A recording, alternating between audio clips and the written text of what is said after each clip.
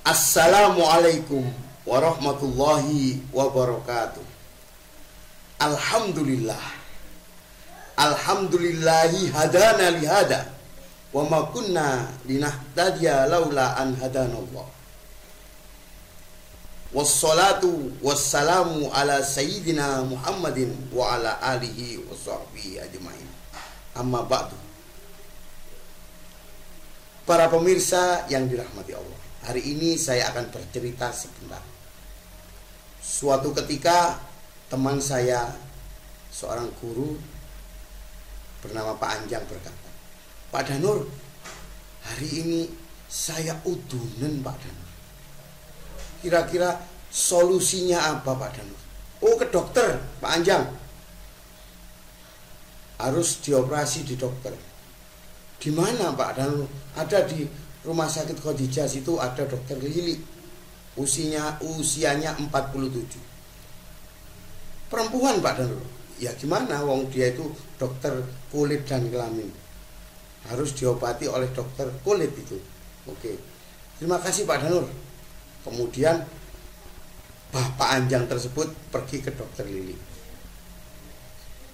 "Selamat sore, selamat pagi Pak Anjang." "Assalamualaikum." "Waalaikumsalam. Kira-kira apa yang bisa saya bantu Pak Anjang?" "Begini dokter, saya hari ini sakit udunan di pantat saya." "Sudah besar Pak Anjang?" "Sudah." "Oke, mau terus saya minta diobatin Pak." Bu Lili." "Siap Pak Anjang. Coba Pak Anjang ke kasur dulu." "Oke.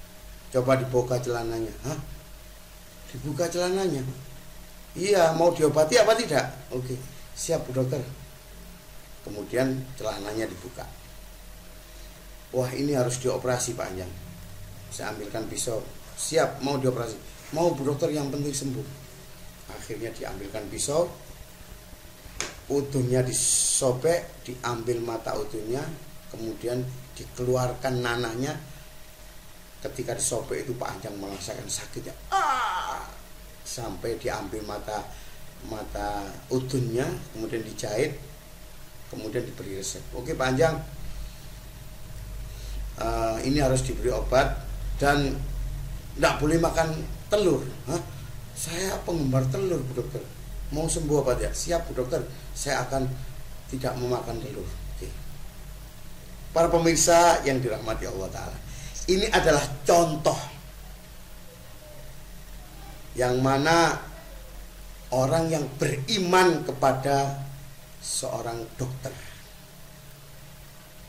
mestinya percaya dan iman kepada Allah itu sama seperti dokter.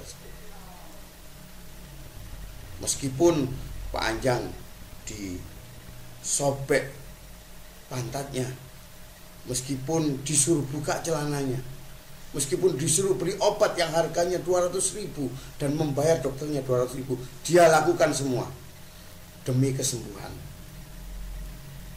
Itu contoh beriman kepada dokter. Begitu juga kita kepada Allah Ta'ala, mestinya seperti itu.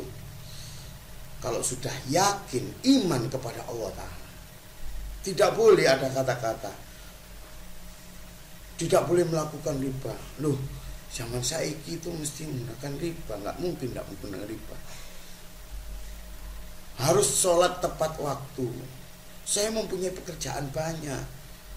Mestinya kita undur sedikit waktu untuk melakukan aktivitas, kemudian sholat saya sempatkan pada waktu itu. Itu berarti melawan perintah Allah Ta'ala. Belum dikatakan iman. Iman itu seperti itu. Setelah kita yakin, seperti Pak Anjang tadi yakin terhadap kabar dari saya mengenai dokter yang mempunyai sertifikat, yang berada di rumah sakit terkenal, kemudian dia berangkat. Meskipun dia malu untuk membuka celana karena diambil penyakitnya itu di pantatnya, dia tetap melakukan. Meskipun sakit tetap dilakukan. Meskipun mengeluarkan biaya tetap dilakukan demi kesehatan. Itulah bentuk iman kepada seorang dokter. Mestinya kita seperti itu kepada Allah. Kalau sudah kita yakin siapa Allah, amantu billahi, maka perintahnya, semua aturannya harus kita turuti. Itulah gambaran konkret mengenai yakin, iman.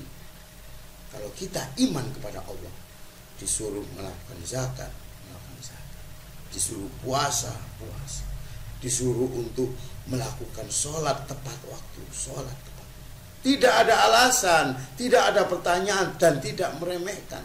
Semua dilakukan dengan sempurna agar mendapatkan yang kita inginkan, yaitu selamat di hari akhir. Kita termasuk orang yang beriman kepada Allah. Oleh karena itu, semua perintahnya harus kita lakukan tanpa pertanyaan. Setelah kita yakin siapa Allah, mengimani siapa Allah, mengimani bagaimana Tuhan kita, maka semua perintahnya harus kita ikuti sebagaimana yang saya gambarkan konkret tadi, Pak Anjang yang berobat kepada dokter. Demikian cerita saya singkat ini, semoga menjadi inspirasi bagi saya dan semuanya untuk selalu melaksanakan ketaatan, bentuk keimanan kepada Allah. Assalamualaikum warahmatullahi wabarakatuh.